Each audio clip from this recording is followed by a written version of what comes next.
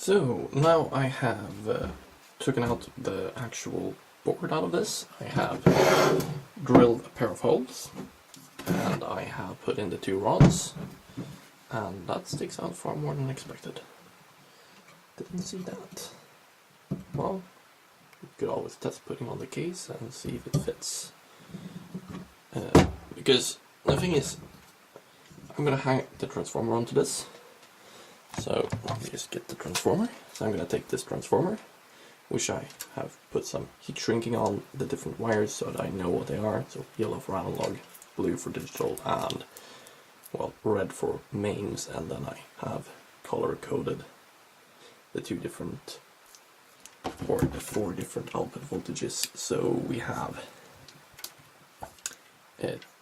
black for the 240, 220, we have white for 110 and 120, and then we have, and this whimsy little black wire for neutral, or supposedly neutral, because I kinda have no polarized plugs where I live. So okay, time to see if this little outsticking thing here is gonna be a problem. Because we don't need to see. I don't think that's going to be a problem. It fits rather nicely. Yeah, it fits. I need to do something about this corner because it's mangled as hell, and it's not really my fault. This meter has seen some abuse in its earlier life. But yeah, it fits. So yeah, good. Fits. Perfectly. I would probably make a heck of a lot less noise if I wasn't doing this one-handedly. So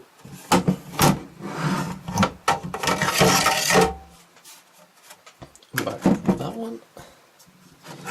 So now it's time just to put back in this, or put the circuit board back in, because I'm not going to put in the transformer first and then try to wiggle this connector into its place, because that's going to be a pain in the ass. The same goes with these other ones, because first of all, I don't really know exactly where this is most optimally placed within this. I think it's going to be somewhere over here, somehow. Because over here is the analog stuff, so, and I know that there's going to be like a couple of capacitors and heat sinks down here, so therefore over here I know that there's nothing back here, because there isn't anything really, except an IC socket, but that's not really tall enough to interfere with the transformer. And yeah, I didn't really have time to put that, or take that out, or rather didn't want to take it out because it's so small that I'll probably lose it. Just a piece of advice, if you don't need to take something apart fully, like if you don't need to take these out, don't take them out.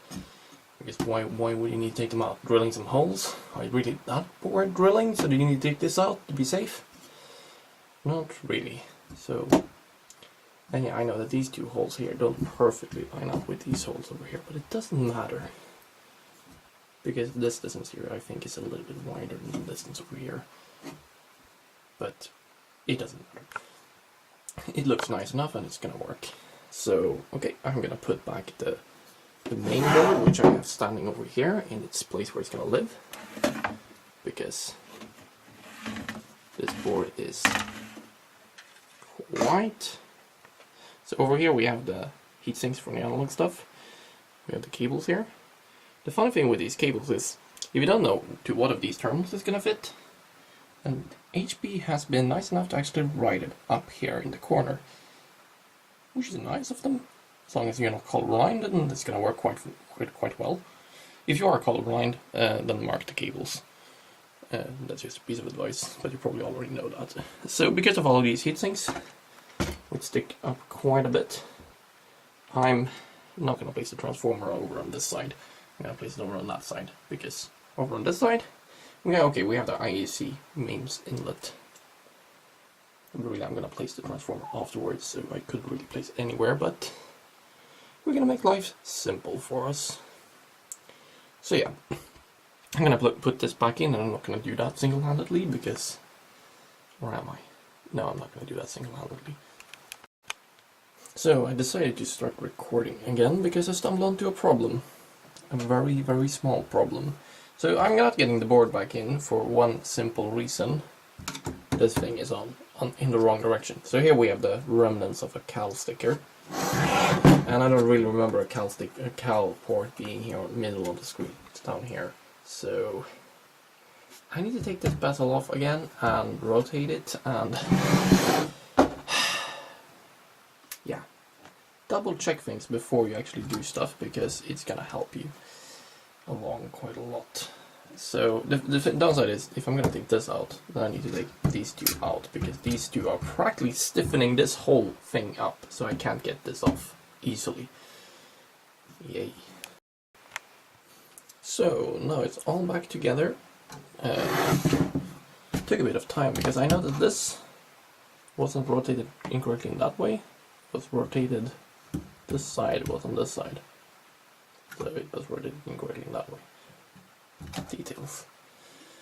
So yeah, I assembled this twice. And also wrong side. I shortened this down a little. Actually, I should have done this one. But or rather I shortened down the one that was on this side, but then I switched place on it because this got a little bit too short. It isn't even sticking out of the hole. So that might... I would have redone it, but this is, as stated, going to just sit on a bench, so it doesn't really matter. And secondly, this isn't really going to flex all too much. So, and the little flexing I do here is quite a lot of force I'm putting on it, and it doesn't fall out, so I think it will pass, and this one should really not fall out. And yeah, this here is a bit of movement. I'm thinking of having a transformer on this side because around here I have these. And if I ever want to take all this out, I'm probably just going to snip out the transformer anyway and have it laying here while I'm dragging all of this out because that's simpler and easier. But now the question is, how do I place this transformer here? I can't place it on top. I'm going to place it from the bottom. So it's going to get in like this. I'm going to sit somewhere over here. And yeah, for all of you thinking, this is going to be one heck of a mess to get in here. Yeah, it's going to be one heck of a mess to get in here, and soldering all of these mains wires that are currently laying over here into the respective hole, yeah, that's going to be even more fun. So before even trying to attempt getting this in here, I'm actually going to measure this thing out to make sure it's working. Hard to get out. So I'm going to measure all this to make sure that it's working correctly. Maybe put on a second layer of Kapton tape, who knows. And then before trying to wiggle it all the way in here, I'm going to probably have it laying somewhere like over here because it's just going to lay softly. I'm going to then solder in all the mains wires, the digital ones and the analog ones. And then I'm going to shuffle it into place because that's easier. Because if it's sitting here, it's quite hard to solder these and even harder to get even these into place. So yeah, that's why I'm going to solder everything first and then get it in place because easier. You should do things in a comfortable order. But before we get to all that, I'm going to measure this out. So, and I'm not going to use this to measure it because it kind of doesn't have a power supply.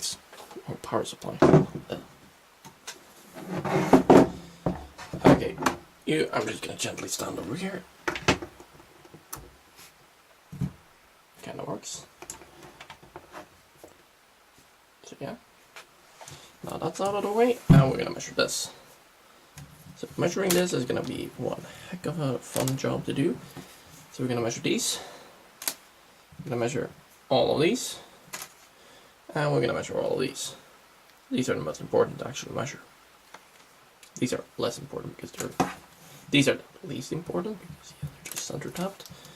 They should have a rather low resistance, nothing more interesting than that. We're going to first measure all of these.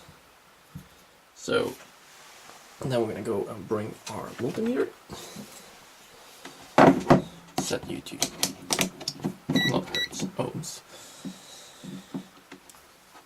And then we are going to make sure that these are in the right terminal, because who knows? Someone could plug it, and how am I going to do this comfortably?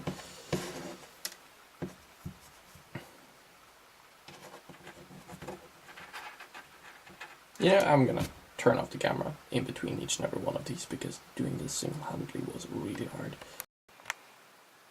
So we have about 13.5 ohms in from this yellow wire here that goes into the white one, which is going to, this wire should be 110 volts. So we have our reference for 110 volts. Do note, we haven't cancelled these out because it doesn't have that feature. Or does it? Just like, oh, it has, nope, it doesn't have that feature. Sadly, but because we have all of this wire laying here. And I can tell you that's about 1.5 ohms. But as long as it's ballpark, it's good enough. So, okay, this works. Actually, what I could do is I could take this one, just get it out of here, take something better, like, actually I don't care what color it's gonna be.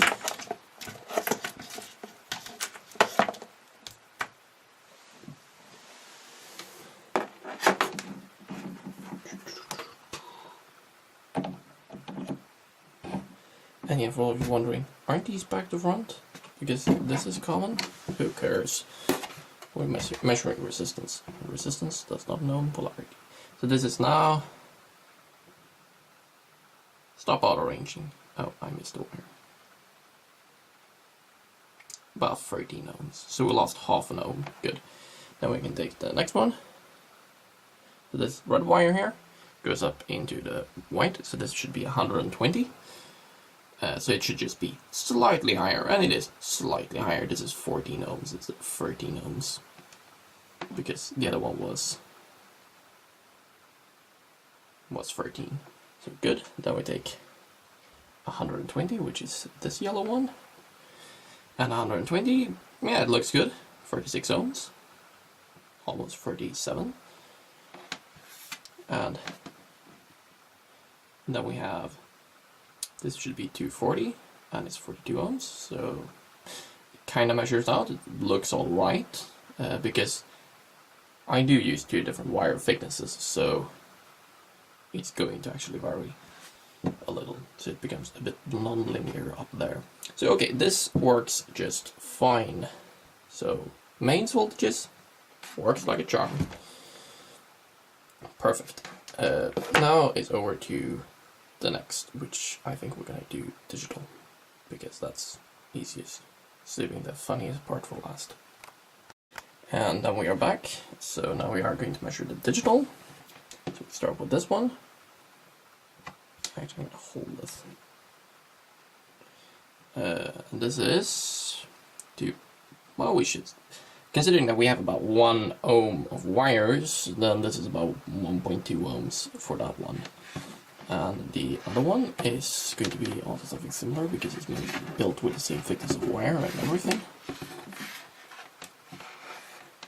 Like, these don't really want to cooperate when you're doing this one-handedly. Perfect. And yeah, this is about the same. Kinda exactly the same. Good enough for me.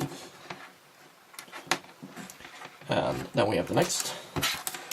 So onto the analog wires.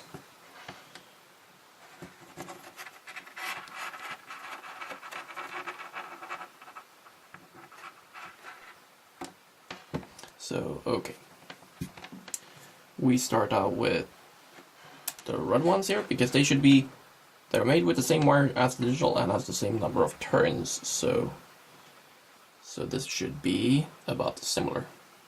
It's a bit higher. Strange. Okay, we test the other one.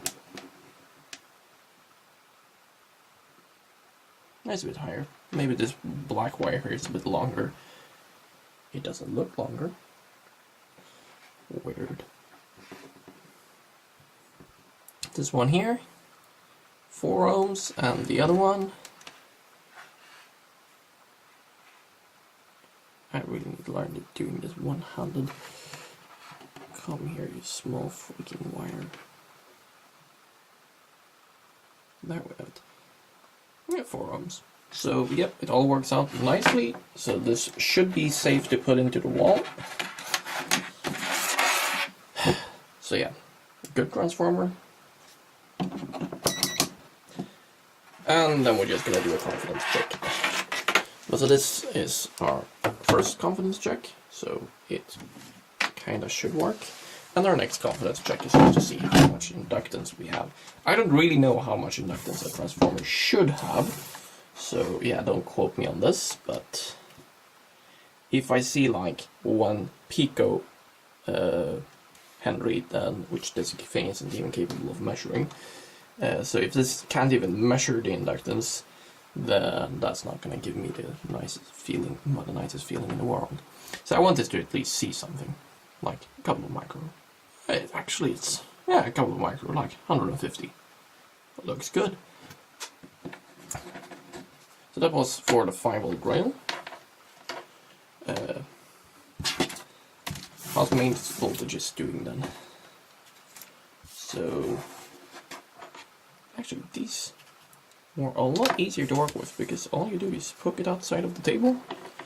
You take this one. Helps if you aren't looking for a camcorder. There we have it. And then we're gonna take the highest voltage capable. So this is 240. And I'm just curious to what the inductance is going to be. This is maybe a totally useless measurement. I would suspect that someone in the comments are in some time in the future going to say that this is totally useless. But they aren't here right now, so who cares? What do we have? We have 16.5 Henry. That's actually quite a lot. And this is 40 ohms, which the other one also kinda said. So I don't really think that this is the most accurate measurement instrument in the world. It doesn't have the best resolution, but it's better than nothing. For component identification, for like confidence checking, it's good enough. When I say confidence checking, I mean really, really rough confidence checking that something at least works. But yeah, this works. And yeah, I'm gonna solder this in, and I'm not gonna bother you with that, because that's gonna be boring. So, that apparently took a lot longer than I expected, about an hour, to get this transformer into place. So, and it was actually quite easy. So we have all the analog wires connected up over here. We have, well, probably hard to see, but all the digital wires, they are connected in there somewhere.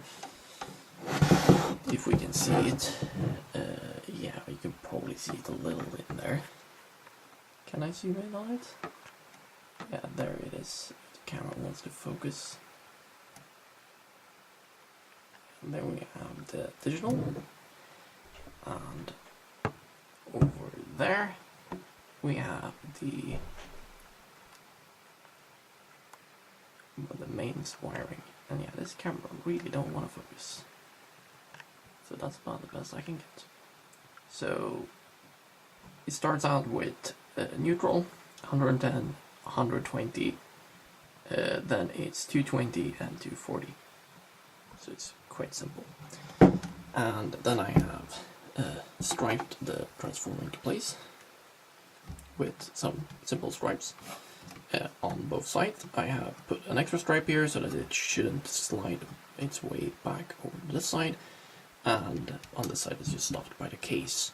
I decided to take these wires on top instead of having them going under, because when they go under they risk that they are laying on the analog side, and technically it's not a problem that these lay on the analog side, or it would impose a bit of digital noise, but the biggest problem with them laying on here is that this wire is just 300 volts insulated. So yeah, I think it's 300 volts AC. Yeah, it's 300 volts AC, because proper wire after all. So this here, I thought about striping it up onto this first, because it's kind of a long loop, and it was going over here before I striped it to itself. I was thinking of putting it under, through between these capacitors and having it laying here, but it wouldn't pose noise on these, and it might risk getting cut on this. So this was kind of the prettiest solution I could come up with. But I wasn't going to put it onto here, because the specifications of this instrument, which I took into mind when building the transformer, is... where is it? There. It's 500 volts peak compared to ground, or compared to earth. I don't know why they used the ground symbol for that. They should have used the earth symbol. You're doing a bad job here, HP. A really bad job. And yeah, this cal have seen a lot of abuse. I wonder if it has been called a lot of times throughout its life, or if it just seen a bit of abuse. It's a good question. And this corner over here has also seen a bit of abuse.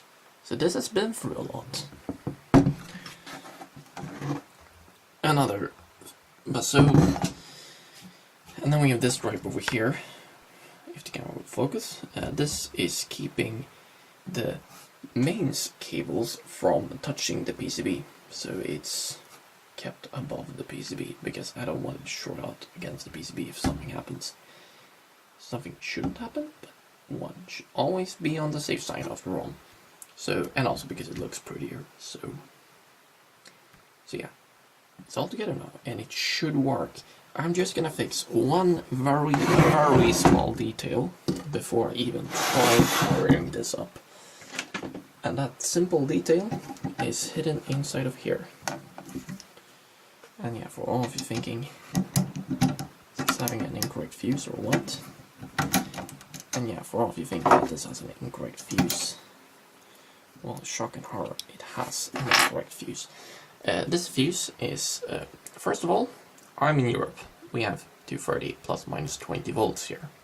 And yes, that's the European standard, so Britain, you're actually within it, despite using 240. Even Australia using 250 is within the European standard. So yeah, this is the fuse. And this fuse, if I can get it on camera. Can I get it on camera?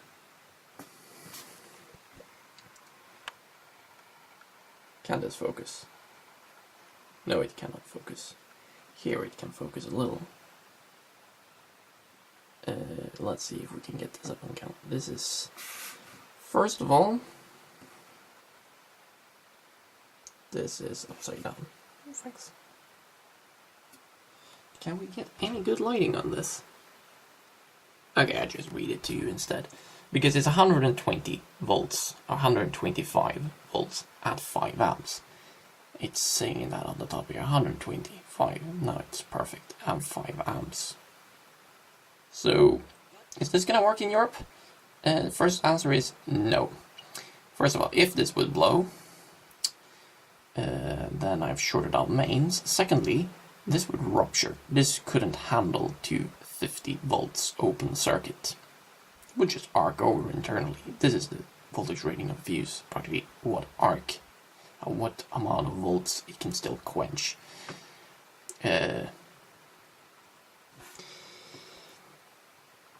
So yeah, so it couldn't handle 250 volts or the European standard at all.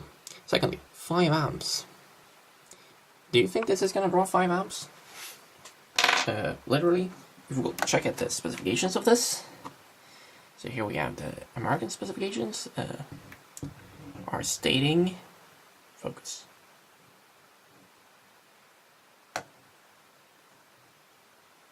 This is really horrid camera work. There we have it. It's 250 milliamps for the American and 125. So this little fuse here is 40 times as much current as HP recommends for the fuse. I wonder who installed this. And why did it blow to begin with? This one hasn't blown. If this was the correct fuse, the original transformer inside of this wouldn't have gotten destroyed. I would have just lost the fuse and needed to buy a new one. But no, someone placed in a very, very incorrect fuse. So yeah, always check your fuses. Always. So, but otherwise this is actually quite a nice instrument. Yeah, this isn't really HP's fault. This is the prior user's fault. So, not mine. The fuse on the front, in the amps jack, is a proper busman fuse with the right voltage rating and the right current rating for this instrument. Which is where, like, did the person using this manage to blow up this fuse, but not that fuse? Like, come on, that's impressive. But yes, it should work out, and what I could do, if I want to load this on, is I could use, for an example, I could use one of these mains rated capacitors. So this is, well, this is a couple of farads, or not farads, this is a couple of, I think it's a couple of nanofarad. And one of these wouldn't really do much, or rather it would limit the current into the instrument, so, because these still pass AC, but they don't pass DC. In other words, it's a current limiting. Like, so it's practically a mains rated current limiting capacitor, or resistor, except it's a capacitor. But for AC, the difference between a capacitor and a resistor is barely worth talking about. So we could use those and probably have a mains cord coming in here and just have a capacitor to just limit the current flowing through it and see if it works. Or I can just go to a store and just see if they have the right fuse, because that's actually simpler, because hey, a fuse should a proper store have. So I'm gonna go and buy a fuse, and well, see you next video.